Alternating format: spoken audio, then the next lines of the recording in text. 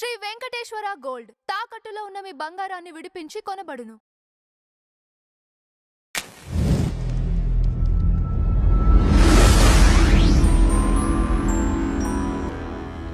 నమస్తే మేడం. నమస్తే. ఎలా ఉన్నారు మేడం? బాగున్నానండి. మేడం ఇది యోగి గవర్నమెంట్ వచ్చేసి తను ఏమన్నారంటే ఒంటెని కానీ ఆవుని కానీ కొయ్యకూడదు అని చెప్పేసి అది తీసుకొచ్చారు. దాని అలాగే ఇంకోటి ఏంటంటే రోడ్ల మీద నమోదు చేయకూడదు అనేసి అన్నారు. సో దాని మీద మీ అభిప్రాయం ఏంటి? యోగీజీ లాంటి ప్రభుత్వం ఎక్కడ ఉన్నా మన కాంగ్రెస్ గవర్నమెంట్ ఉంది ఇక్కడ యోగీజీ గారు కానీ అలాంటి ప్రభుత్వం వస్తే మేమందరం సంబరాలు చేసుకుంటాం. గోప్రేమికులు కానీ హిందుత్వవాదులు కానీ హిందువుగా పుట్టిన ప్రతి ఒక్కరు కూడా ఆ రోజు నాస్తికులు కూడా మేము హిందువులు అని చెప్తారు. ఆ రోజు కోసం వెయిట్ చేస్తున్నాను నేను. ఎందుకంటే యోగీజీ ఆయనకి నిజంగా మేము బాధాభివందనం చేస్తా. నాకు ఇష్టమైన లీడర్స్ ఎవరైనా ఉన్నారంటే నేను ఫస్ట్ యోగి గారు చెప్తాను, తర్వాత మోడీ గారు చెప్తాను.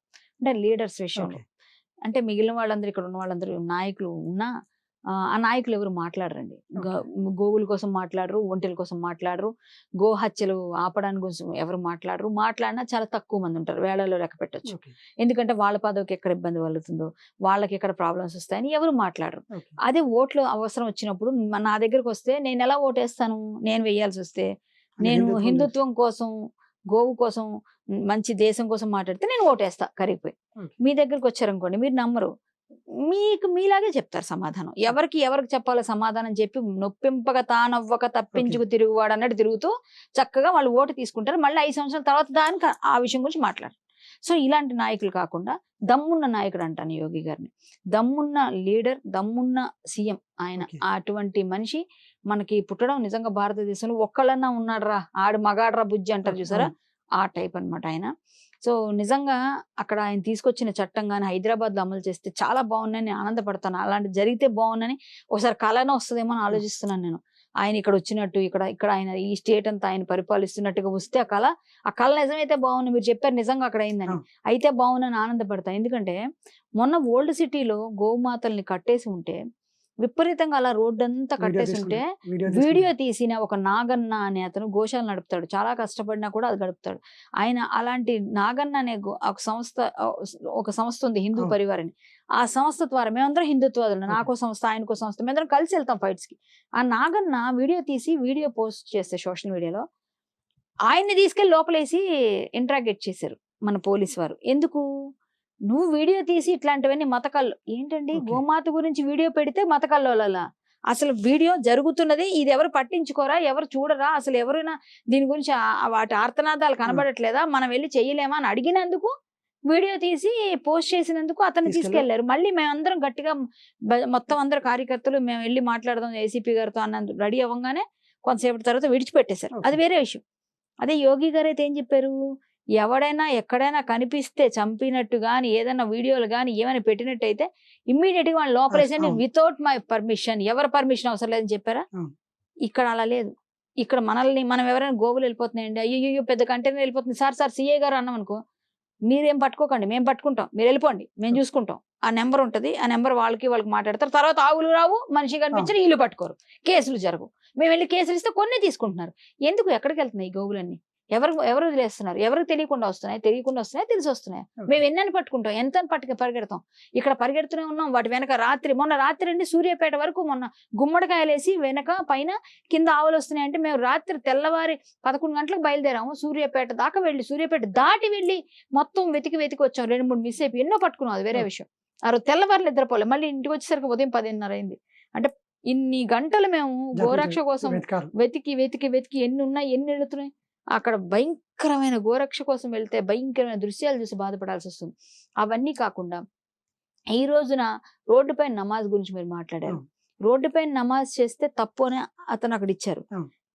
ఇక్కడ ప్రక్కన పేషెంట్కి ఇబ్బంది అయితే మొన్న ఒక వీడియో వైరల్ అయింది. హాస్పిటల్లో నమాజ్ చేస్తున్నారు డాక్టర్, మరి దాన్ని ఏమంటారు? అంటే డాక్టర్ హాస్పిటల్లో నమాజ్ చేస్తాడో, హాస్పిటల్లో పేషెంట్ డెడ్ అయిపోతాడేమో ఆ టెన్షన్ తో ఉండి ఫస్ట్ అది చూడాలి. మనకి ఏం కావాలి? ప్రాణం కదా ఫస్ట్ కాపాడాలి. డాక్టర్ పనే అది ఫస్ట్. అతను ఏ రిలీజ్ అయినా అవ్వనివ్వండి, అతను క్రిస్టియన్, ముస్లిం, హిందూ ఎవరైనా కానివ్వండి, ఫస్ట్ నీకు డ్యూటీ ఫస్ట్ వైద్యో నారాయణో హరి అన్నారు. ఫస్ట్ మన వృత్తి మన దాని తర్వాత వృత్తి ధర్మం తర్వాత దేవుణ్ణి నమ్మిన నువ్వు ఎవరు రిలీజ్ అనేది వాళ్ళండి అవును ఆ నమస్కారం పెట్టుకొని ఆపరేషన్స్ కి వెళ్తారు, అవును. ఆపరేషన్ చేస్తారు. అంటే వాళ్ళ బిలీఫ్ అది. అవును నేను సెక్యులర్ గా మాట్లాడే వాళ్ళ గురించి నేను మాట్లాడను, నాకు సంబంధం లేదు. హిందుత్వవాదులుగా అయితే నేను హిందుత్వవాదులుగా సపోర్ట్ చేస్తా పక్కగా. నాకు సెక్యులరిజం నాకు అవన్నీ నాకు నచ్చవు. నేను సెక్యులర్ కాదు, పక్కగా కాదు. ఓకే నేను పక్కా కరడు కట్టని హిందుత్వవాదిని. ఓకే సో నేనేమంటానంటే ఇక్కడ హాస్పిటల్లో ముందు నమాజ్ చేసుకుంటుంటే దాని మీద ఎవరు తీసుకుంటారు యాక్షన్? ఇట్లాంటివన్నీ అవుతున్నాయి. నిజంగా యోగీజీ గ్రేట్ అండి. అలాంటివన్నీ జరగాలి, ఇక్కడ కూడా రావాలని కలలుగా అంటున్నాం మేము.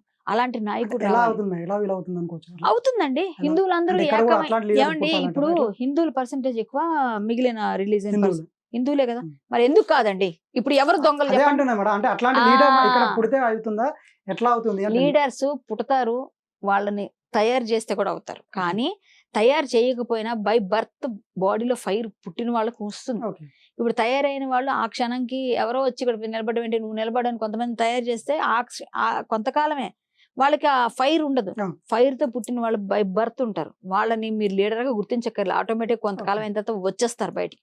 సో మనం మన దేశంలో జరుగుతున్న వాటిపైన, మన ధర్మం పైన జరుగుతున్న వాటిపైన మాట్లాడడానికి అంత దమ్ముగా ఉన్న వాళ్ళు తక్కువ ఉన్నారు. ఎవరు రావట్లేదు. ఎందుకంటే ఎవరికి ఏమవుతుందో అని. ఓకే ఇంకా ఏమిటంటే ఈ రోజున మనం ఎవరైనా మాట్లాడినా కూడా కేసులు పడతాయని భయపడే వాళ్ళు దేనికి ముందుకు వెళ్ళలేరు.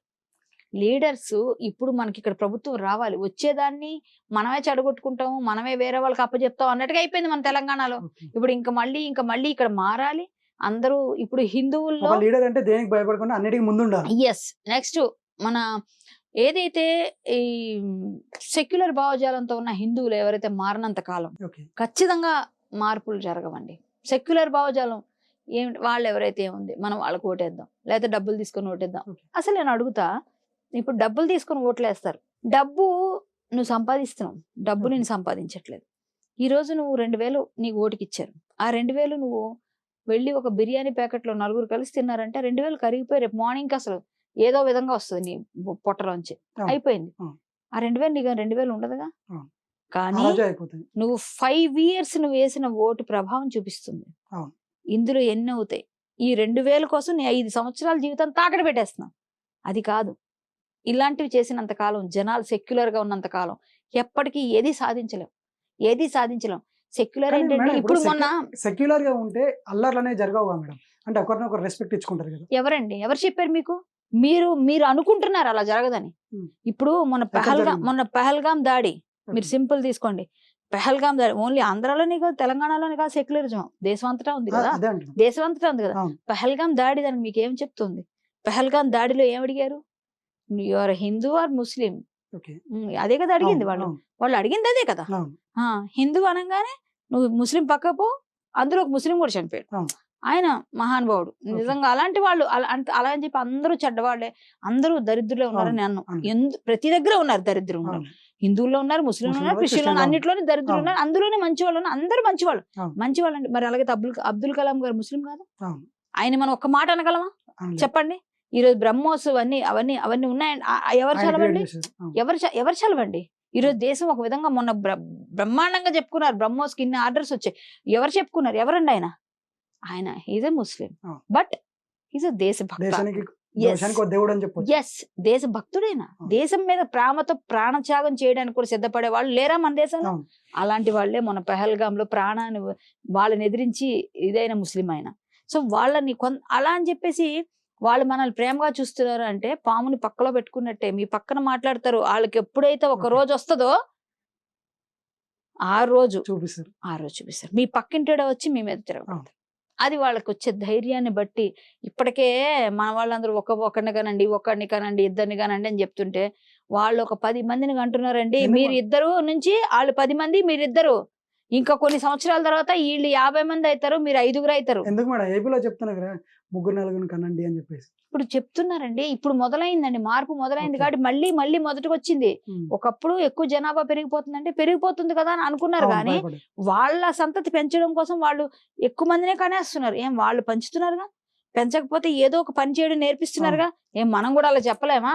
మన పిల్లోడు డాక్టర్ అయిపోవాలి, ఇంజనీర్ అయిపోయి అమెరికాలో ఉండాలంటే అయిపోదు కదా. మన దేశానికి సేవ చేయాలనుకుని ఏదో ఒక పని నేర్చుకో, నువ్వు నిలబడు, నీకు సొంత కాలం మీద నిలబడని ఒక 4 కానీ మినిమం 3 ఒకళ్ళ దేశానికి వదిలేసి దేశ సేవ కోసం వదిలేస్తే 2 ఇంటి కోసం అని పెట్టుకోండి మినిమం. మనం కూడా మన తాలూకు రేషియో తగ్గకుండా ఉంటదిగా. అలా చెయ్యంగా మనం, అలా చెయ్యం అస్సలు. ఒక్కరు చాలు మాకు, అబ్బా మాకు ఓపికలు లేవు. ఇదండి మన సెక్యులర్ భావజాలలో చాలా రకాలుగా ఉన్నాయి, చాలా రకాలుగా మనల్ని ఇబ్బంది పెట్టేవాళ్ళు.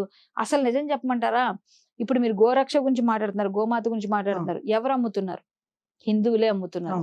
అంటే నీ తల్లి వరే వెధవా, నేను డైరెక్ట్ హిందువులు చెప్తున్నా, ఎవడైతే అమ్ముకుంటున్నాడు వాడికి, రే వెధవల్లారా, మీ తల్లి ముసలైపోయింది కదా అని మీ తల్లిని తీసుకెళ్ళి ఎక్కడో పడేసి కోసేసి చంపేస్తావు నువ్వు. గోమాత కూడా తల్లి లాంటిదే కదరా.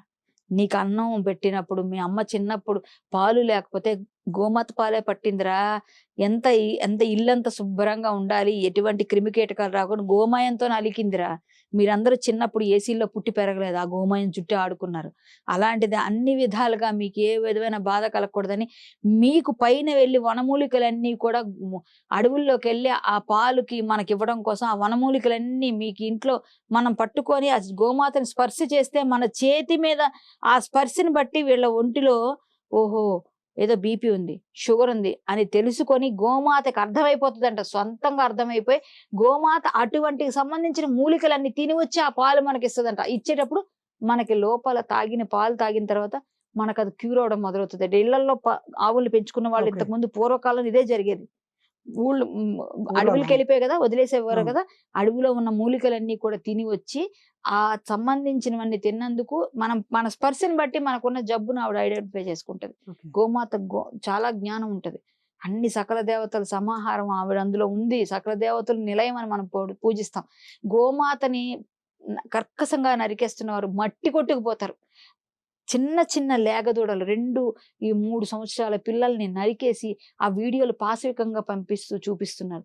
అవి చూస్తే విలలాడుతున్నాం మేమందరం గోప్రేమికులు. అసలు ఏమొస్తుందరా మూగజీవాలను చంపితే? అంటే ఏమనంటే కోళ్ళని చంపట్లేదా, కుక్కల్ని చంపట్లేదా అని. కోళ్ళు కూడా అసలు చెప్పాలంటే కుక్కలు పెంచుకుంటున్నారు. కొంతమంది కుక్కలు కూడా వండి పెట్టేస్తున్నారు ఈ హోటల్స్ లో అని. మటన్ తినలేకపోతున్నాం బయట అని చెప్తున్నా. అలాంటివి ఉన్నాయి.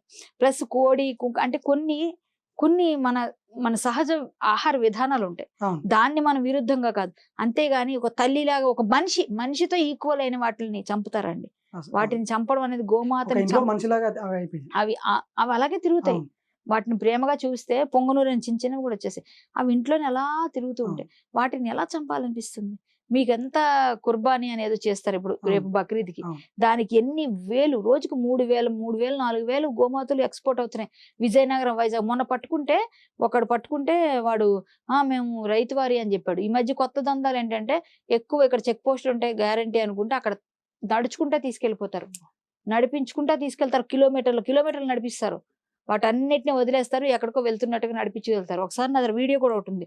నేను చూసి ఏదో ఇన్ని గోమాతలు ఎక్కడికి వెళ్తున్నాయి అనుకున్నాను తప్ప అవన్నీ కబేలకని నాకు తెలియదు. తెలుసుంటే నిజంగా ఆ రోజు నేను ఆపేదాన్ని. ఆ తర్వాత నాకు మొన్న ఎవరో ఈ రీసెర్చ్ తెలిసింది, గోమాతలు అన్ని అలా నడిపించుకుంటే తీసుకెళ్తారు. అన్ని ఎందుకు నడిచి వెళ్తున్నాయి అనుకున్నాను, కానీ ఇది నాకు ఈ రోజు తెలిసింది.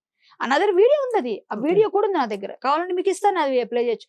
అన్ని గోమాతలు అన్ని వెళ్ళిపోతున్నాయి. అలా నడిపిస్తారు. నడిపించిన తర్వాత మళ్ళీ వాటిని ఎక్కడో దగ్గర డంపింగ్ చేసి వాటిని ఎక్కిస్తారు. పైన ఏవో కూరగాయలు వేస్తారు ఈ మధ్య డౌట్ రాకుండా, కిందేమో చెక్కలు పెట్టేసి కుక్కేసి ఒకటి దాని మీద ఒకటి పడేసి వాటికి గుద్దుకొని మనమే పక్కన కూర్చో. వాటికి మినిమం ఎంత గ్యాప్ అని ఉంటుంది, 200 meters గ్యాప్ ఉండాలి. ఆ గ్యాప్ లేకుండా వేస్తారు. ప్లస్ ఒక దానిలో 2 తీసుకెళ్ళాలి, ఒక చిన్నవైనది. అలా లేదు, ఒక 20-30 వేస్తారు. ఒక చిన్న వాటిలో 7-8 తీసుకెళ్తారు. అవన్నీ గుద్దుకొని వాటికే రాక్కుపోయి చాలా ఇబ్బందులు పడతాయి. ఇవన్నీ చేస్తారు. ప్లస్ సర్టిఫికేట్ ఇవ్వాలి డాక్టర్, ఇది పనికి రాదని. అవన్నీ ఉండదు, దొంగ సర్టిఫికేట్లు తెస్తారు. వాటిలోనేమో మేము సొంతగా తీసుకెళ్తాం అమ్ముకోవడం అని చెప్తారు, కానీ అది వదసాలకు వెళ్తాయి. మళ్ళీ వాడు ఎవడో పాసింగ్ అని ఒక పేరు పెట్టుకొని విజయనగరంలో శేఖర్ అనే వాడితో గోశాల నేను ఆపాను 2-3 సార్లు గట్టిగా చేసి అక్కడ పంపించిన గోవులు కొన్ని రోజులు నడపలేదు, మళ్ళీ ఇప్పుడు నడుపుతున్నారు. పాసింగ్ అనే పేరుతో వచ్చింది. ఏంట్రా మీ ఫ్రెండ్ అంటున్నావు, పాసింగ్ ఏంటిది అని అడిగాను. అడిగితే పోలీసులకు అప్పచెప్పొచ్చాను మొన్న నేను వస్తున్నప్పుడే. అది నేను పెట్టాను ఫేస్బుక్ లో. అంటే చెప్తున్నా, వాడు పాసింగ్ అనే పేరు పెట్టుకొని ఒక లింక్ చైన్ సిస్టమ్ ఇలా గోవులు తరలిపోతున్నాయి. ఎవరికి పోలీసులు కంప్లైంట్ చేస్తున్నా పెద్దగా స్పందించట్లేదు, వాళ్ళ వల్ల అవ్వట్లేదా? ఇక్కడ కూడా చట్టాలు రావాలి, కఠినమైన చట్టాలు రావాలి. గోమాతని జాతీయ జంతువుగా ప్రకటిస్తే తప్ప ఇవి ఇలాంటి ఆగవు. అరాచకాలు ఇవి ఆగు. ఇదన్నీ మనకి యోగి గారు చాలా గ్రేట్. అలాగే ఇక్కడ కూడా అలాంటి పరిస్థితి రావాలి. ఇంకొక యోగి ఇక్కడ పుట్టాలి, ఇక్కడ పెరగాలి, ఇక్కడ జరగాలి అని నేను కోరుకుంటున్నాను. మళ్ళీ అలాంటి పరిస్థితి వచ్చి ఇక్కడ ఖచ్చితంగా మంచిగా అలాంటి హిందుత్వానికి సంబంధించి హిందుత్వవాది ప్రభుత్వాన్ని కానీ చేపడితే నడిపిస్తే ఖచ్చితంగా ఇవన్నీ కొంచెం సాధ్యమవుతాయి. యోగి గారు చేసినట్టు ఇక్కడ కూడా చట్టాలు అమల్లోకి రావాలని కోరుకుంటూ, ఈ సెక్యులర్ కాంగ్రెస్ ప్రభుత్వం ఇవి చెయ్యదు కాబట్టి వాళ్ళని అడగడం కన్నా మమ్మల్ని అందరి మీద కేసులు పెట్టి మమ్మల్ని లోపలేయండి, ఇదే పని మేము ఆ ప్రయత్నం మేము చేస్తూనే ఉంటాం. అలాగే ఇప్పుడు మనం డాక్టర్ సమరం గారిని తీసుకుంటే సనాతన ధర్మం దేనికి పనికి వస్తుంది? ఇప్పుడు టెక్నాలజీ ఇంత అభివృద్ధి అయింది, సో దాని గురించి మాట్లాడకుండా ఊరికే సనాతన ధర్మం అని చెప్పేసి మాట్లాడుతున్నారు. దేనికోసం అని చెప్పేసి అన్నారు. అంటే దానికి ఏమంటారు? సనాతన ధర్మం దేనికి పనికి వస్తుంది? ఇప్పుడు ఈయన మాట్లాడుతున్నాడే ఈ సమరం అన్న ఆయన, నేను పుట్టక ముందు నుంచి ఆయన భూత పుస్తకాలు భూత కథలు చెప్పుకుంటూ బతుకుతున్నాడు ఆయన. ఈ సనాతన ధర్మం నుంచి నేర్చుకున్నాడు అంటాను నేను. ఆయన ఎందుకంటారా? సనాతన దేని పనికి వచ్చిందంటే మీకే పనికి వచ్చింది, మాకన్నా. ఎందుకంటే మీరే సెక్సాలజిస్ట్, మీకే పనికి వచ్చింది, మాకు పనికి రాలే. పూర్వం ఆలయాల్లో ఏముండేవి? అలాంటి బొమ్మలు కదా. సనాతనమైన ఆలయాలు సనాతనమైన ధర్మమే కదా, దాన్ని చూసే కదా శిల్పులు చెక్కారు. ఎప్పుడు ఇతను పుట్టాడు? అప్పటికి పుట్టలేదుగా. అప్పుడు ఆ బొమ్మలు ఉన్నాయిగా. కోణార్క్ టెంపుల్ చూసారా? అజంతా ఎల్లోరా గృహాల్లో అక్కడ ఇక్కడ అన్ని చూసారుగా, అన్నిట్లో ఉన్నాయిగా. ఈయన పుట్టాడు, ఈయన తాత పుట్టాడు అప్పటికి. అంటే ఈయన ఎక్కడి నుంచి నేర్చుకున్నాడు? సనాతన. నీకైతే దానికి కూడా పనికి వచ్చింది మా సనాతన ధర్మం. సనాతన ధర్మం దైవం గురించి, ధర్మం గురించి, దేశం గురించి అన్ని విధాలుగా నీకు అవేర్నెస్ తీసుకొచ్చి నువ్వు ఎలా మనిషి ఎలా పెరగాలి, ఎలా ప్రజలకు ఉపయోగపడాలి, ఒక సమిధగా మనం మారినా కూడా మన సమిధ మనం అయిపోతున్నా కూడా అవతల వాళ్ళకి వెలుగు ఇవ్వడం, ఎలా మనం బతుకుతున్నాం, మన జీవన విధానం ఎలా మార్చుకోవాలి, మనం ప్రకాశవంతంగా ఎలా బ్రతకాలి, అన్ని విధాలుగా మనలో మనం ఉన్న మన దగ్గర ఉన్నది ఏంటంటే మనం ఏవైనా సరే పక్క వాళ్ళకు ఉపయోగపడగలమా? కొంతమంది సనాతన ధర్మంలో ధర్మం అంటేనే ధర్మం ఆచరణ యోగ్యమైనది, నువ్వు ఆచరిస్తూ ఇంకొకరికి చెప్పేదే కదా. ఇంకోళ్ళకి తెలియదు అంటే నువ్వు చేయకుండా ఇంకోళ్ళు చేయమని కాదు, నువ్వు ఆచరిస్తూ ఇంకోళ్ళకి చెప్పాలి. సో ఇవన్నీ మా ధర్మంలో భాగమే. సనాతనం ఏంటంటే ఆది నుంచి అప్పుడెప్పుడో నువ్వు నేను ఎవ్వరు పుట్టక ముందు నుంచి ఎక్కడో నుంచి ఉన్నదే కదా. అంటే సనాతనం అంటే ఎప్పటికీ దీనికి ఏ విధమైన ఇది లేదు, ఎండింగ్ లేదు దీనికి. సనాతనమైనది అనాదిగా ఉన్నది. అలాంటి సనాతనమైన ధర్మంలో పుట్టినందుకు గర్వించు నువ్వు కూడా. డాక్టర్ సమరం, నువ్వు సమరం అని పెట్టుకో, ఇంకేమని పెట్టుకో, లేకపోతే అమరం అని పెట్టుకో, నాకు అనవసరం. కానీ ధర్మం జోలికి వస్తే మాత్రం సమరాన్నైనా ఎవరినైనా మేము తాట తీసి వదులుతాం. ఇంకొక విషయం, సనాతన ధర్మంలో మీకు సెక్సాలజిస్ట్ గా మీరు నేర్చుకున్న ఆ భూత బొమ్మలను చూసి కూడా మీరు రాసే పుస్తకాల్లో అవన్నిట్లో కూడా చొప్పిస్తున్నారే, ఆ పుస్తకాల్లో ఉన్న బొమ్మలే కదా. మీరు ఊహ చిత్రాలు వేసిన అవి చూసే కదా మీరు ఇన్స్పైర్ అయింది. మీ తాత తండ్రులు అన్ని చూసి అందరూ చూసిన తర్వాత మీరు నేర్చుకున్న అవి కూడా సనాతన ధర్మంలో భాగంగా ఉన్నాయిగా.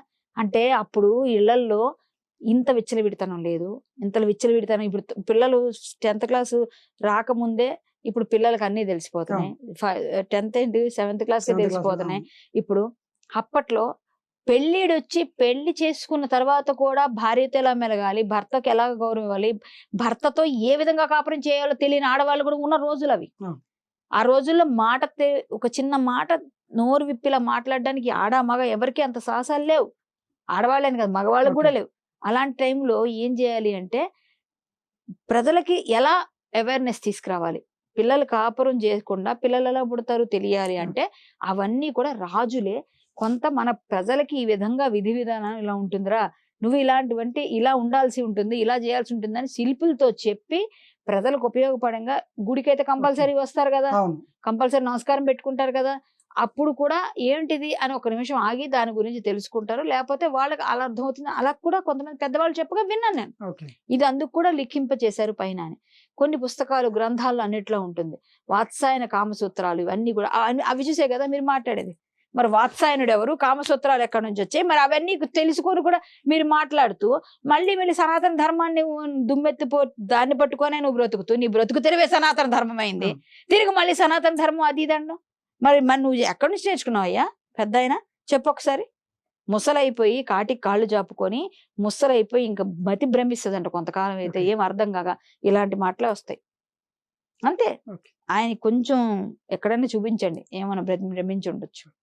ఇప్పుడు తమిళనాడులో వచ్చేసి మత మార్పిడి చేసిన వాళ్ళని తరిమి కొట్టారు. అయినా సరే ఇంకా పెరిగిపోతా ఉన్నారు. సో దానికి కారణం ఏమై ఉండొచ్చు? మత మార్పిడి చేస్తే ఎక్కడైనా తరిమి కొడతారు. ఇంతకు ముందులో లేదు ప్రపంచం, ఓకే. మారింది. మీరు ఏ ఊర్లో చూడండి, ఒక దగ్గర ఎక్కడో మన ఆంధ్రాలో వాటిలో పేడ నీళ్ళు కొట్టారు మొహం మీద. అవును. ఇంకొక దగ్గర నువ్వు మొన్న ఒక ఆయన ఇట్లా అమ్మ ఇదిగోమ్మ చదువు అమ్మ అని అవును. చెప్పేసి పాంప్లెంట్ ఇస్తే ఆ బూతులోనే చెప్పారు డైరెక్ట్ గా, ఇట్లా ఇసిరేసి ఎక్కడో అవును. పెట్టుకొని. అంటే ఆ మగవాళ్ళు ఆడవాళ్ళు ఒక పెద్దవాడికి అమ్మాయి పుస్తకం తీసుకొని చదువుకోమంటే తీసి కాలువలో ఇసిరింది. ఓకే. అవన్నీ వైరల్ అవుతున్నాయి. ఎక్కడ లేదండి. తెలంగాణ, తమిళనాడు, ఆంధ్ర, కర్ణాటక, మీరు ఏ ప్రదేశంకి వెళ్ళినా మత మార్పులు చేస్తున్నా, ఎవరైనా అత్యుత్సాహం ప్రవర్తించిన, ఓవర్ ఓకే. యాక్షన్ చేసే వాళ్ళందరికీ కూడా రిటార్ట్ ఇస్తూనే ఉన్నారు. వాళ్ళకి ఇప్పుడే కాదు ఎక్కడ, ఎందుకంటే భారతదేశం మారుతుంది, అవును. మార్పు వైపు వెళ్తోంది. మళ్ళీ అన్ని ఏవైతే మేము అనుకున్నామో ఆ విధంగానే మార్పులు వస్తున్నాయి. సెక్యులర్ భావజాలాలు అన్ని పోయి సనాతన ధర్మం వైపు అందరూ మొగ్గు చూపే టైం దగ్గరలో ఉంది. పక్కగా చెప్పగలను. మొన్న పెహల్గాం దాడి తర్వాత ఇక్కడ భారతదేశంలో ముస్లింలందరూ కూడా భారత్ మాతాకి జయ అనలేదా? అంతకుముందు ఏమన్నారు? అవును. అంతకుముందు ఏమన్నారు? అదే మనుషులు అంతకుముందు ఏమన్నారు? మారుతారు. అదే గాని మారకపోతే మళ్ళీ ఒక బంగ్లాదేశ్. ఓకే. మనం అందరం కూడా మనమేం అతిథులం కాదు. అవును. అంతే కదా. ఈ రోజు రేపు నిన్న వాళ్ళే రేపు మనం. అవును. అంతే కదా. కాబట్టి మత మార్పిడి మాఫియాని ఖచ్చితంగా గట్టిగా ఎదుర్కోవాలి, గట్టిగా మాట్లాడాలి. మేడం ఇది ఇప్పుడు భారతదేశంలో ఉన్న హిందూ సంఘాల నాయకులు ఎవరైతే ఉన్నారో వాళ్ళు ఏమంటారంటే సెక్యులర్ అనే దాన్ని తీసేసి హిందూ దేశంగా ప్రకటించండి, హిందూ రాజ్యంగా ప్రకటించండి అని చెప్పేసి అంటున్నారు. భారతదేశంలో ఉన్న అందరు సంఘాలే కాదు, నేను కూడా ఒక సంస్థకు ఓకే. లీడర్ని, నాలాగే చాలా మంది నా ఫ్రెండ్స్ ఉంటారు. మేమందరం హిందూ సంస్థలకు ప్రాతినిధ్యం వహిస్తున్నాం. ఓకే. సో నేను ఒక హిందూ యాక్టివిస్ట్. సో నేను కూడా హిందూ సెక్యులర్ అనే పదాన్ని నేనే యాక్సెప్ట్ చేయను. ఎవరు చేయరు, ఓకే. ఎవరు చేయరు. చేయాల్సిన అవసరం లేదు మనకి. మనం హిందువులుగా మనం పుట్టాం, హిందువులుగానే మన హిందూ జీవన విధానమే ఉంది, అలాగే ఉండాలి, ఎప్పటికీ అలాగే ఉంటాం. నాకు ఇంతకుముందు గోమాతను కూడా నా తల్లి ముసలైపోతే నేను తీసుకెళ్లి అనాథాశ్రమంలోనో ఎక్కడో ఇది చేయను. ముసలైపోయిన తల్లిని తీసుకెళ్లి పడేసినట్టుగా గోమాత పాలు తాగినంత కాలం తాగి తర్వాత తీసుకెళ్లి కబేళాకి అమ్మారు వెధవలు ఉన్నారు కదా, వాళ్ళందరినీ సెక్యులర్లు అంటారు. వాళ్ళందరూ సెక్యులర్. అలాంటి వాళ్ళ వల్ల ఉపయోగం ఏం లేదు దేశానికి. కాబట్టి వీళ్ళందరినీ నిజంగా చెప్పాలంటే భారతదేశాన్ని హిందూ రాజ్యంగా మార్చడం, ఏమండి ఇది భరత ఖండం అండి, భరత ఖండం ఇది. భరతుడు పరిపాలించాడు. సో ఇది ఆల్రెడీ మనం అంటూ భారతదేశం అంటేనే ఒక అగ్ని పునీత సీత, భగవద్గీతతో ఓకే. పోలుస్తారు, అగ్ని పునీత సీతతో పోలుస్తారు, కరుణాంతరంగా అంటారు నా భారత గంగ. చెప్తున్నాను కదండి, అన్ని కూడా భారతదేశంలో పుట్టడమే అదృష్టం.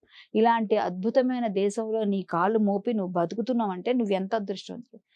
పాశ్చాత్య దేశస్తులు వస్తే ఇక్కడ హరే రామ హరే కృష్ణ నమస్కారాలు పెడుతూ పాడుతూ భజనలు చేస్తున్నారు. అంత ఇదిగా ఉన్న మన భారతదేశానికి మన వాళ్ళే చెడు చేస్తూ, మంచి ఎక్కడ ఉన్న చెడు పక్కనే ఉంటుంది. అప్పట్లో అప్పుడు ఆ సంస్థ అంటే మనం 4 పాదాల ఇది కలియుగం. మనం కృతయుగం నుంచి తీసుకుంటే అప్పుడు వారందరూ కూడా తపస్సులు చేసి తరించారు. తర్వాత 17,28,000 సంవత్సరాల కృతయుగంలో తపస్సు చేత తరించారంట వాళ్ళంతా కూడా. తరువాత త్రేతాయుగంలో యజ్ఞ యాగాదులు చేసి వాళ్ళు తరించారు. 12,96,000 సంవత్సరాలు. 8,64,000 సంవత్సరాలు ద్వాపర యుగంలో దాన ధర్మాలతో తరించారు. ఇప్పుడు కలియుగంలో ఏమిటి, నామస్మరణతో తరిస్తున్నాం. ఓన్లీ నామం, గోవింద నారాయణ హరి కృష్ణ అంటే మనకి కనీసం తరిస్తాం అంటే స్వామిని చేరుకునే సులభ మార్గం ఇది మనకి. సో ఇవన్నీ కూడా ఈ విధంగా మనం ఉన్న ఇవన్నీ ఎక్కడ ఉన్నాయి, ఇవన్నీ భారతదేశం. ఇవన్నీ మనం చేస్తున్నాం, ఇవన్నీ మనం ఆచరిస్తున్నాం. ఇటువంటి భారతదేశంలో పుట్టి మనం సెక్యులర్ అన్నామంటే మనకు బుద్ధి లేదు. ఆ సెక్యులర్ పదాన్ని అప్పుడు రాక్షసులు ఉన్నప్పుడు ఇబ్బందులు పెట్టేవారు. ఇప్పుడు రాక్షసులు ఎవరంటే ఈ సెక్యులర్స్. రాక్షస ప్రవృత్తి ఎవరికి ఉంటుంది? మంచిని చెడగొట్టడం కదా వాళ్ళ పని. కానీ ఇందాక మనం మాట్లాడుకున్నాం అంటే సెక్యులర్ గా ఉన్న వాళ్ళు దేశానికి ఏమో అంటే చిచ్చు పెట్టట్లేదు, ఏం గొడవలు చేయట్లేదు. సెక్యులర్ గా ఉన్నాడు ఎందుకు పెట్టట్లేదు? సెక్యులర్ ఉన్న వల్ల అవుతుంది. ఇప్పుడు సెక్యులర్ ఉన్న వాళ్ళే కదా మన గొడవకు వస్తున్నారు. మాకేం లేదండి వాళ్ళతో ప్రాబ్లం, వాళ్ళేనండి అంటారు కదా, వాళ్ళే కదా గొడవ చేస్తున్నారు మనతో. అసలు వాళ్ళతో ఎందుకు లేదు? ఇప్పుడు వాళ్ళంతా రాక్షస ప్రవృత్తి. నేనైతే రాక్షసులు అంటాను నేను వాళ్ళని. కలియుగంలో మంచి వాళ్ళు చెడ్డవాళ్ళగా విభజిస్తే సెక్యులర్స్ లో సగం భాగం అటువైపు వెళ్తారు. రాక్షస ప్రవృత్తి అందరూ కాదు, మళ్ళీ ఓకే. కొందరు ఎవరైతే మన మీదకి వచ్చి లేనిపోని నిందలు వేసి మనతో ఇది చేస్తారు వాళ్ళని రాక్షస ప్రవృత్తి.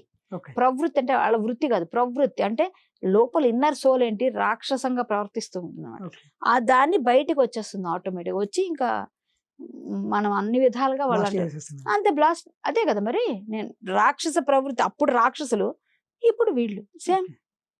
నేను యాజ్ ఇట్ ఈస్ ఏం మారలేదు, కొంచెం మన వేషధారణ మారింది. అప్పుడు పట్టు పంచులు కడితే ఇప్పుడు ప్యాంట్ షర్ట్లు వేస్తున్నాం, ఇప్పుడు చీరలు కడతాం, సింపుల్. మేడం ఇప్పుడు కోల్కతాలో వచ్చేసి శర్మిష్ట అనే అమ్మాయిని అరెస్ట్ చేశారు. సో ఆ అమ్మాయికి బెయిల్ కూడా రాలేదు. దాని మీద మన హిందూ సంఘాలు చాలా గరంగా ఉన్నాయి. అక్కడ అంటే అక్కడ ఎందుకు ఉన్నవాళ్ళు అసలు? ఎవరండి, అక్కడ ఎవరున్నారు? మమత. అవును, మమతా బెనర్జీ. ఆ, ఆవిడ వాళ్ళని అందరినీ కూడా ఎవరైతే ఈవిడ మీద కేసులు పెట్టారో వాళ్ళందరిని అమ్మలా కాపాడుతుంటది పాపం ఆవిడ. ఓకే. అలాంటి అనకూడదు కానీ నా బూతులు వస్తున్నాయి, అవన్నీ కట్ చేసుకున్నా అట్లా అనిపిస్తుంది నాకు ఆవిడని అలా తిట్టాలని. కానీ తిట్టట్లేదు, సంస్కారం అడ్డొస్తుంది కాబట్టి తిట్టలేదు. నేను దొంగ ముండ పిచ్చి ముండ అని తిట్టాలనుంది, Okay. తిట్టాలి, నాకు సంస్కారం అడ్డొస్తే తిట్టట్లేదు. సో అలాంటి వ్యధ సరే అలాంటి వాళ్ళు ఉన్నారు. వచ్చేసాయి ఇంకా. అంటే వచ్చేస్తున్నాయి, నాకు కోపం అలా ఉంది. అలాంటి వాళ్ళు ఉన్న ప్రదేశంలో ఇలాంటి అమ్మాయి ఒక పోస్ట్ పెడితే కూడా సోషల్ మీడియాలో ఆవిడని తీసుకెళ్లి సపోర్ట్ చేస్తావని చెప్పి ఆవిడని అరెస్ట్ చేశారు. ఆవిడ మీద కేసు పెట్టిన ఎవడైతే వ్యధ ఉన్నాడో వాడి సోషల్ మీడియా అకౌంట్ చూస్తే వాడి సోషల్ మీడియా అకౌంట్ లో మొత్తం అన్ని కూడా హిందూ దేవతల్ని చాలా చాలా రకాల కించపరుస్తూ చాలా చాలా రకాల నీచమైన పోస్టులు ఉన్నాయి. మరి వాడిని అరెస్ట్ చేయాలి కదా. అవును. వాడిని అరెస్ట్ చేయాలి అంటే వాళ్ళ నాన్న, ఇప్పుడు ఇందాక విన్నాను, వాళ్ళ నాన్న మా అబ్బాయి కనిపించట్లేదు అని చెప్తున్నారు. అయ్యయ్యో, మీ తల్లి ఉంటుండగా, మీకు మమతా బెనర్జీ ఉంటుండగా మీ పిల్లవాడికి ఏమైనా అవ్వనిస్తుందా? అయినా ఇంకోటి ఏమిటంటే హిందువులైతే ఊచకోత గురవుతారు కానీ బెంగాల్లో ఇలాంటి వాళ్ళకి ఏమవ్వదు. వీళ్ళు హ్యాపీగా వీళ్ళని తీసుకెళ్లి ఆవిడే ఎక్కడో మంచిగా విఐపి ట్రీట్మెంట్ ఇస్తే దాచిపెట్టి ఉంటారు ఈ పాటికి. మళ్ళీ ఏమిటి రిటర్న్ ఉల్టా హిందువులే ఎక్కడో దాచేసారని హిందూ మీద వేసేద్దామని చూస్తున్నారు. హిందువులు ఎందుకు తీసుకుంటున్నారు? ఆ అమ్మాయిని అరెస్ట్ చేశారు, ఆ అమ్మాయి బెయిల్ కూడా రాకుండా చేస్తారు, వీడు ఎక్కడున్నాడో కనబడివ్వట్లేదు, మళ్ళీ తిరిగి హిందువులే దాచారు అని చెప్పి రివర్స్.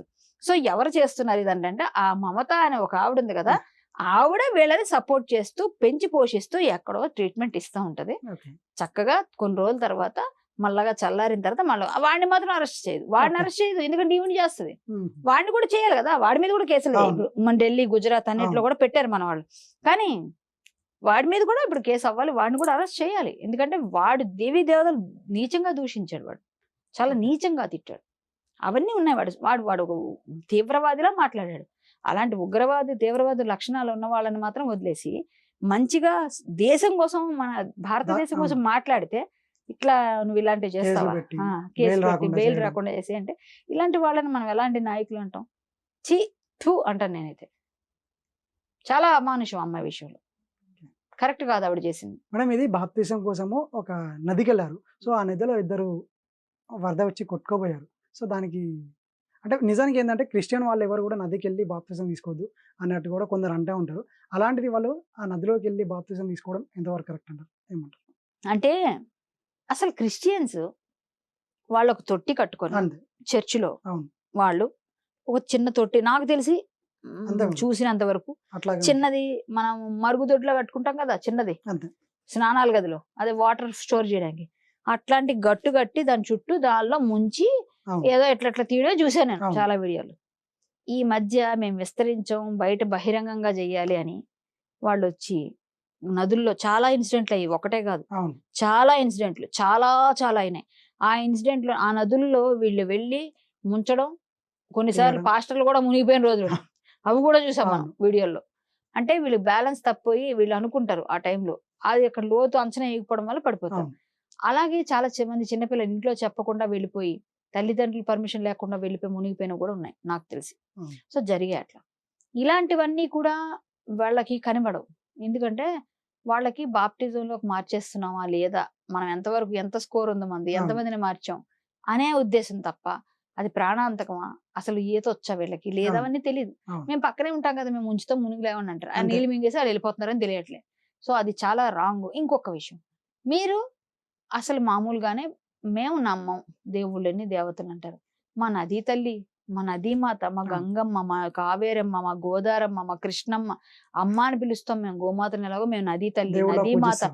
నదిని మేము మాతలాగా అవును. పూజిస్తాం. మా తల్లి మాకు వాటర్, మాకు అన్ని విధాలుగా మేము దేవతలతో మాకు ఉన్నాయి, కథలు ఉన్నాయి అవును. చాలా చాలా. ఆవిడ ఎక్కడ పుట్టింది, ఎక్కడి నుంచి వచ్చింది, గంగా నది దగ్గర నుంచి సరస్వతి నది పుష్కరాలు చేస్తాం, మేము పూజలు చేస్తాం, మేము ఆ నదిని మేము తల్లిలా భావిస్తున్నాం.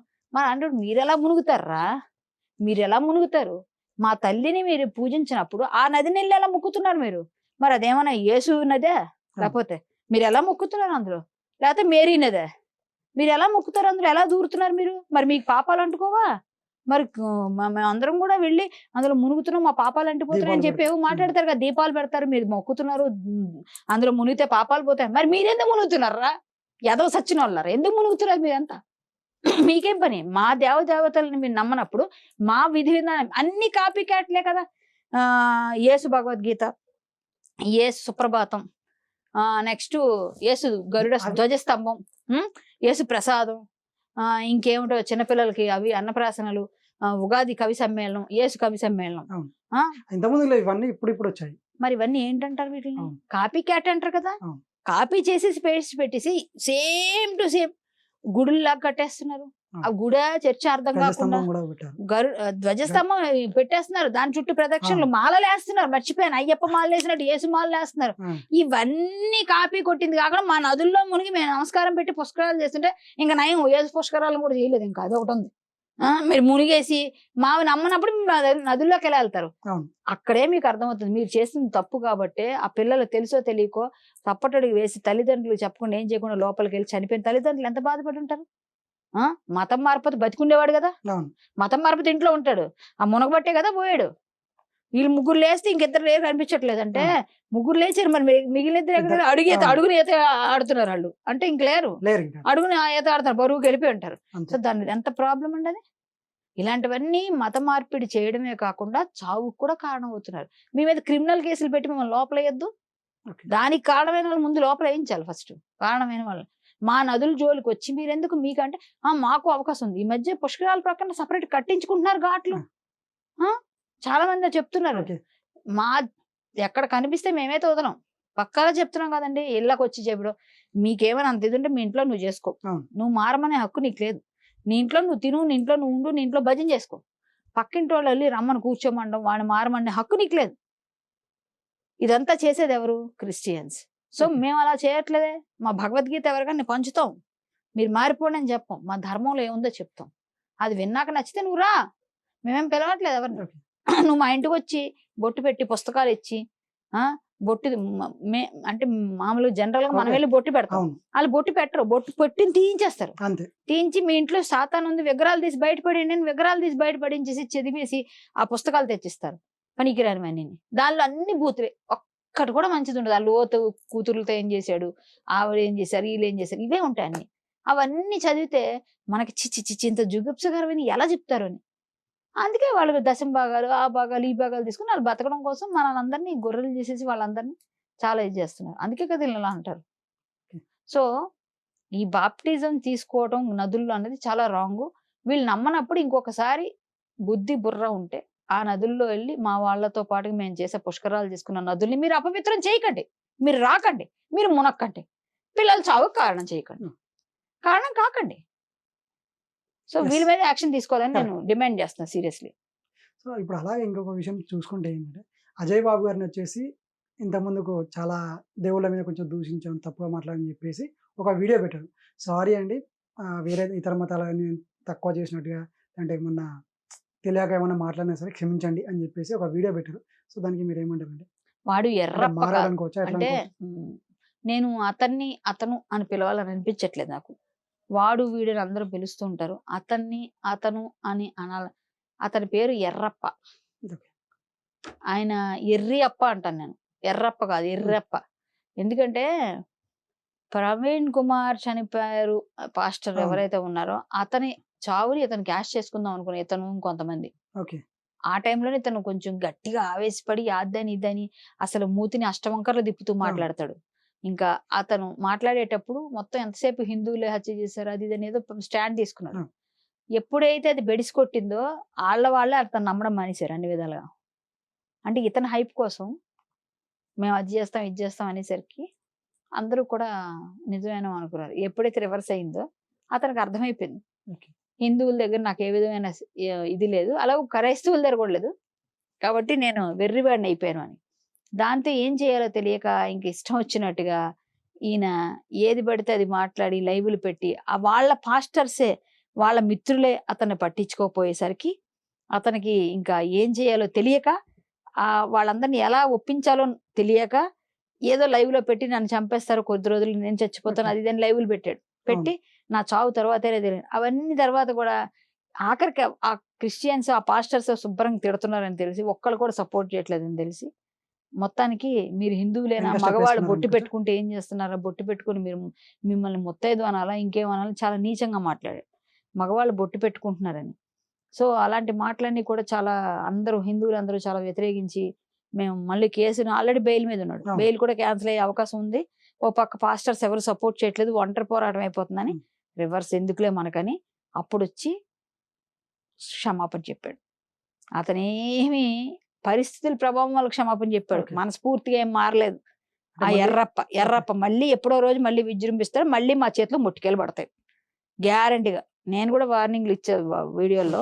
సో అతను చాలా తప్పుగా మాట్లాడతాడు. అంటే అతనికి ఏంటంటే ఫేమ్ కావాలి, ఫేమ్ కోసం మా దేవుళ్ళని దేవతల్ని తిడితే ఫేమ్ వస్తుంది, హిందువుల దేవి దేవతల్ని ఎవరు తిడితే వాళ్ళకి ఫేమ్ వస్తుంది, తర్వాత వాళ్ళకి నామరూపాలు కూడా ఉండదు, వేరే విషయం అనుకోండి, కానీ వాళ్ళకి ఫేమ్ వస్తుంది అని చెప్పేసి వాడుకుంటున్నారు. రాముడిని, కృష్ణుడిని, శివుడిని, వినాయకుడిని అన్ని వాడుకుంటున్నారు. వాళ్ళ టైం దగ్గర పడింది అంతే. సో రీసెంట్గా ఒక వీడియో వైరల్ అయింది. ఏంటంటే ఒక హాస్పిటల్లో పేషెంట్ దగ్గరికి వెళ్ళేసి పాంప్లెట్ ఇచ్చారు, దేవుణ్ణి నమ్ముకోండి బాగుంటుంది అని చెప్పేసి చెప్పారంట.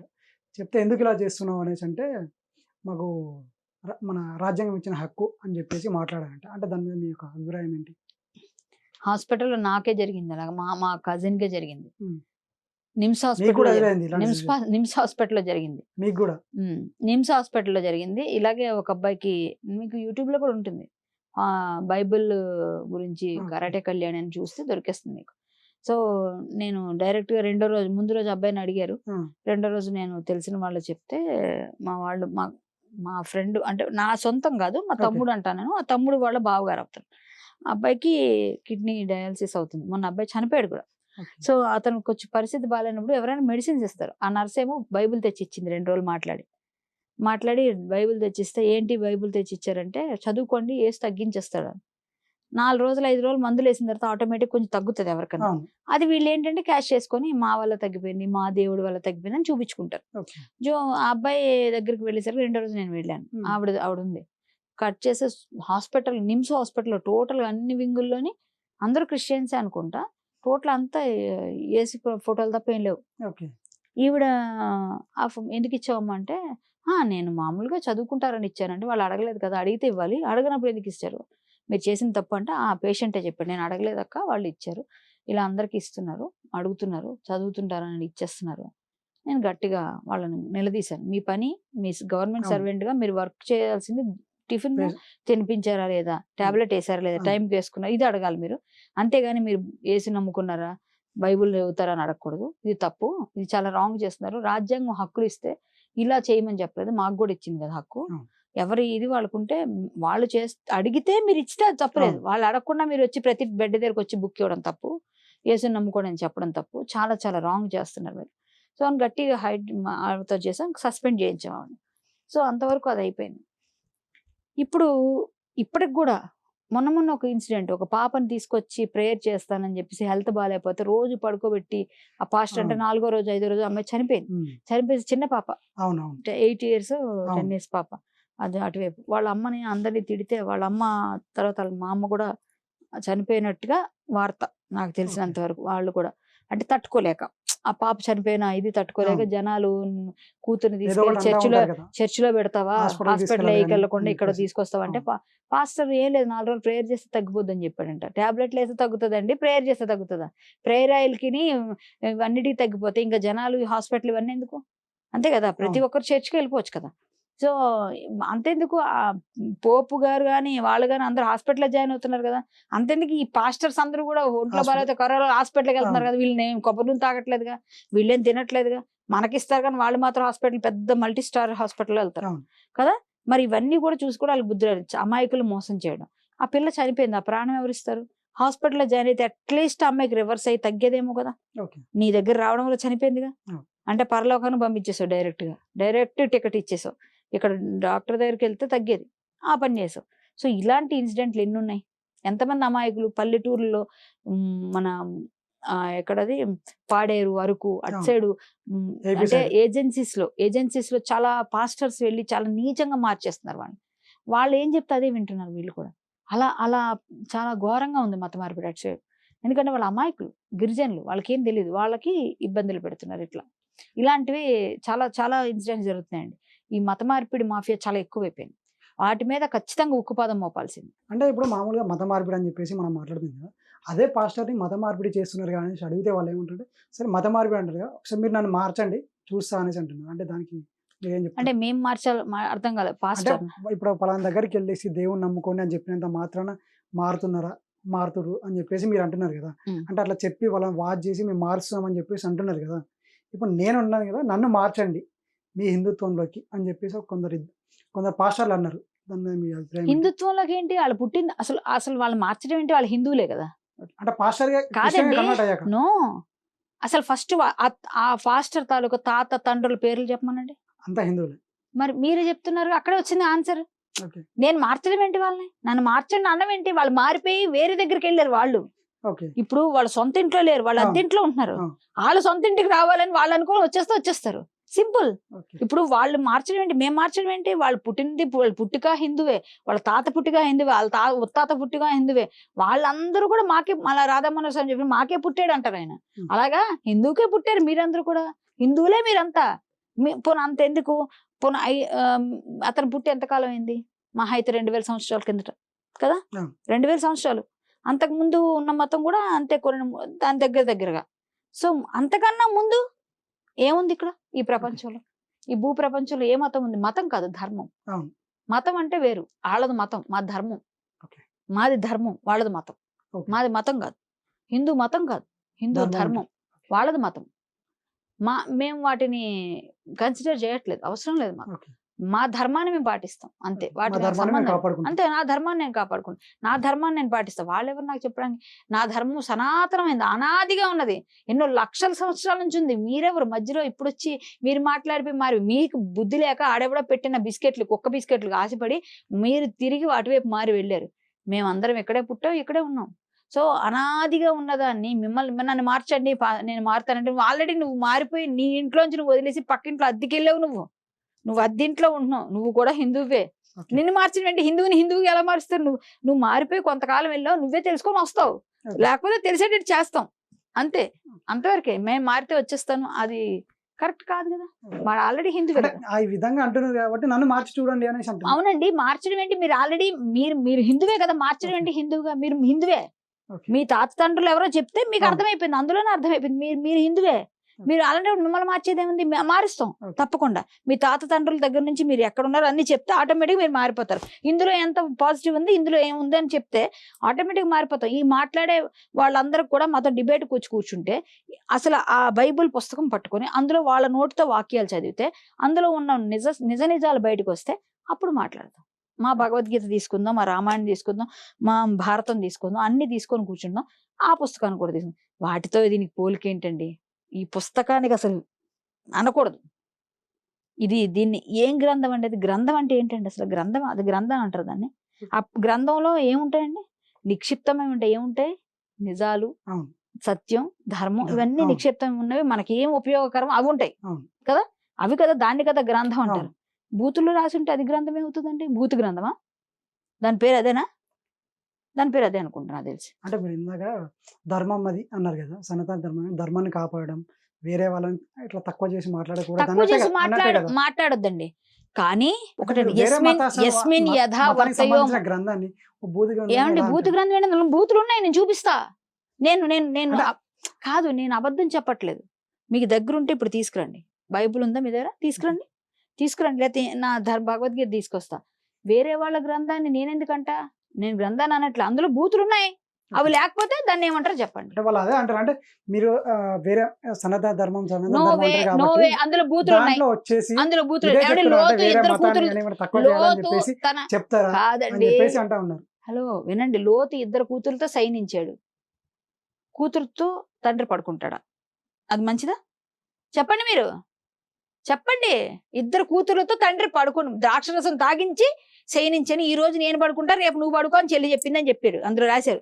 అది ఏం గ్రంథం అండి అది? అది దాన్ని భూతారా? మంచిదా? చూపిస్తారు కదా, ఇప్పుడు చూపిస్తా నేను. ఇది మీరు ఇప్పుడు తీసుకురా, నేను చూపించకపోతాడు కండి, చెప్తున్నా.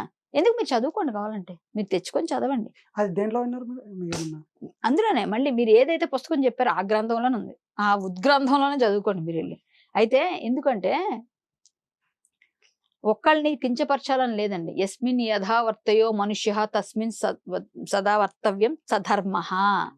అంటే ఎవడు నీతో ఎలా ప్రవర్తిస్తే అలా ప్రవర్తించమనే చెప్పింది నా ధర్మం. ఓకే, అర్థమైందా? ఓకే. మీరు నాతో మీరు అన్నారు అనుకోండి, మీరేనా అంటారు, అవును. నువ్వు అంటే ఏంట్రా అంటాను. అవును, సేమ్ సింపుల్. మీరు అంటే మీరు ఇస్తాం, అవును. గౌరవిస్తాం. అవునండి మీరు బాగున్నారా, ఏంటి ఎలా బాగున్నారంటే నేను తిడతాను కదా, ఎవరు అమ్మని, నేను అట్లా ఉండను. ఏమండి, ధర్మహింస తదైవచ కూడా మా హిందూ ధర్మంలో ఉంది. ఓకే, అహింస పరమో ధర్మ వరకే తెలుసు, ఓకే. ధర్మహింస తదైవచ కూడా మాకు తెలుసు. సో ఏంటంటే ఎవడైనా ఎక్స్ట్రాలు చేస్తే పల్చగా కోటింగ్ ఇచ్చేయడం కూడా మాకు తెలుసు. అంటే అక్కడ వరకే వల్ల ఎవరైతే మాట్లాడితే అక్కడ వరకే వల్ల, లేకుంటే వాళ్ళ వెనుక ఉన్న ఇప్పుడు దేవుళ్ళు ఎవరైతే ఉంటే అక్కడ వరకు ఇవ్వచ్చు అంటారు. వాళ్ళ దేవుళ్ళు కూడా మా దేవుడిని నువ్వు తిడితే, ఇప్పుడు ఒక మాట చెప్తానండి, 2 డిబేట్లు పెడుతున్నారు. ఇప్పుడు ఎవరైతే ఎర్రప్ప అన్నారు కదా మీరు, ఆ ఎర్రప్ప అనే అతను మాట్లాడేది ఏంటి, ఇంకా పక్కన ఇంకో పాస్టర్స్ మాట్లాడేది ఏంటి, మా దేవుళ్ళు తిట్టడమే కదా. నేను ఒక 2 పాస్టర్లను అరెస్ట్ చేయించా, ఓకే, వాళ్ళు ఏం మాట్లాడారు, పనికిరాని జాతగాని అని అన్నారు. నేను అరెస్ట్ చేయించా. నేను ఎందుకు? నా దేవుడి గురించి నువ్వు మాట్లాడే హక్కు నీకు ఉన్నప్పుడు నీ గురించి నేను ఎందుకు మాట్లాడను? అలా అని చెప్పి నువ్వు మాట్లాడే నేను మాట్లాడను కూర్చోను అనే రకం కాదు నేను. నువ్వేం చేస్తే నువ్వు ఒక చెంప చూపిస్తే కదా, నేను 2 చెంపలు వాయించి వస్తాను నేను, అంతే. నీ దేవుడైనా నా దేవుడైనా నువ్వు మాట్లాడినంత వరకు ఓకే, ఓకే. నీ పని నువ్వు చేసుకో. నా పని, నా దగ్గరకు వచ్చావనుకో, నా దేవుడి గురించి నా దేవతల గురించి నా ధర్మం కోసం మాట్లాడావనుకో, నీ ధర్మం బట్టలు ఇప్పి చూపిస్తాను. అదే నేను చేసేది, నీ ధర్మాన్ని బట్టలు ఇప్పి చూపిస్తాను నేను. ఓకే. మొత్తం అంటే నడి రోడ్లో నిలబెట్టి చూపిస్తా నువ్వేముందో అని, నువ్వు ధర్మం అని భావిస్తున్న దాన్ని, ఓకే. అందులో ఎంత ధర్మం ఉందో చూపిస్తా. అది నా ధర్మం. అలా తప్పు చేసిన వాడిని చూపించాలి కూడా. సో నువ్వు తప్పులు చేస్తున్నావు, నీ దగ్గర అన్ని ఉన్నాయి, నువ్వు నా గురించి మాట్లాడితే నువ్వు నీ దేవుడు ఏంటంటే అసలు ఒక మాట అడుగుతాను, దేవుడు కరెక్టే, ఎప్పుడు పుట్టాడు అని అడిగాం, అతనికి డేట్ లేదు, డేట్ ఆఫ్ బర్త్ లేదు, మీకు నచ్చిన డేట్ పెట్టుకున్నారు, ఒక్కొక్కరు రాసుకున్నారు. ఒక పుస్తకానికి కూడా ఒక క్లియర్గా లేదు, ఇది స్టేట్మెంట్లు కూడా అప్పుడు రాశారు ఇప్పుడు రాశారు అని మాట్లాడుతున్నారు. సరే నేను ఒప్పుకుంటా, మీరు అప్పుడుదో ఇప్పుడుదో కొత్త స్టేట్మెంట్, పాత స్టేట్మెంట్ ఏవో ఉంటాయి, వాళ్ళు ఉంటాయి, పాత నిబంధన కొత్త నిబంధనలు ఏమో ఉన్నాయి, తెలుగులో చెప్పుకున్నా. సో ఇవన్నీ ఓకే. ఇప్పుడు రాముడు ఉన్నాడండి, రాముడు ఎక్కడ పుట్టాడండి? అయోధ్య. ఇప్పుడుంది అయోధ్య, ఉంది కదా. జనక్పూర్లో జానకీదేవి పుట్టింది, అక్కడ నుంచి 200 కిలోమీటర్లు 300 కిలోమీటర్లు నేపాల్లో ఉంది, ఇప్పటికే ఉంది జనక్పూర్ ఉంది, జానకీపూర్. అలాగే మనం ఏదైతే అన్ని చేస్తున్నామో, ఎక్కడైతే వెంకటేశ్వర స్వామి తిరుపతిలో ఉంటాడు. సో ఎవరి దేవుడి గురించి అక్కడ మనకేదో స్థల పురాణము జరిగిన ఏదో ఒకటి మనకి దొరుకుతుంది కదా, ఆధారాలు కదా. వీళ్ళు ఎవరైతే పూజిస్తున్నారో, ఇదేదైతే పుస్తకంలో ఉన్న దేవుడు ఒక ఆయన ఉంటాడు కదా, అదే వాళ్ళు మాట్లాడుకునే దేవుడు. మనం ఎందుకు అతను మీరు అన్నట్టుగా అవన్నీ పక్కన పెడితే ఆయన ఎక్కడ పుట్టాడండి? అక్కడ పూజిస్తున్నారండి ఎవరైనా? ఉందా? మొక్కుతారు కదా. ఎవరు మొక్కుతున్నారండి? అక్కడ పుట్టినరోజు జరగదు, అతనిది చచ్చిన రోజు జరగదు, ఇంకోటి లేదు.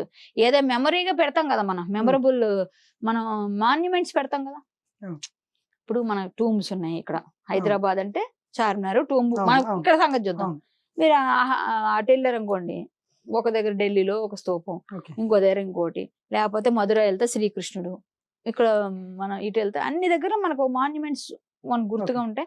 మనకు చరిత్ర, అది మన మాన్యుమెంట్స్ చరిత్రను వీళ్ళు మార్చుకున్నవి మన వాటినే చాలా వరకు. అంతెందుకు, జ్ఞానవాపిలో ఏముంది కదా, అర్థమైంది కదా. అక్కడ కూడా మన గుడ్ల పక్కన అన్ని వెలుస్తున్నాయి. వేములవాడలో ఏముంది, మన గుడి దగ్గర మన పాపులేషన్ పక్కన వాళ్ళు ఉండాలి, దానికి ఒక కథ సృష్టించబడుతుంది, దానికి ఒక కథ జరుగుతుంటే ఆ కథని అక్కడ మనం వాళ్ళు ఓన్ చేసేసుకొని మనం ఇప్పుడు మనకు ఉన్నామండి, మనం ఒక 100 సంవత్సరాల తర్వాత ఉంటామా? అంతవరకు ఉండవు. అవును, జనరల్ అవును, చెప్తున్నా మీకు అవును. మీకు 100 సంవత్సరాల తర్వాత ఇది కథ ఏ స్టోరీ చెప్తే అదే కదా నమ్ముతారు వాళ్ళు. అంతే. మీరు రాసిందే కదా, అంతే. అప్పుడు వీళ్ళకి నచ్చినట్టు ఎండింగ్ లో ఎవరో వాళ్ళకి నచ్చినట్టు రాస్తే అదే కదా నమ్మేది. ఓకే. మరి దాన్ని బట్టి మీరు అర్థం చేసుకోవాలిగా. ఇప్పుడు అతను ఎక్కడ పుట్టాడో ఏమీ లేదంటే అక్కడ మీరు చెప్తారు అక్కడ ఒకటేదో ఇక్కడ ఉంది అని చూపిస్తున్నారు తప్ప అక్కడ ఎవరైనా జరుపుతున్నారా? అక్కడ పూజలే చేయరండి బాబు.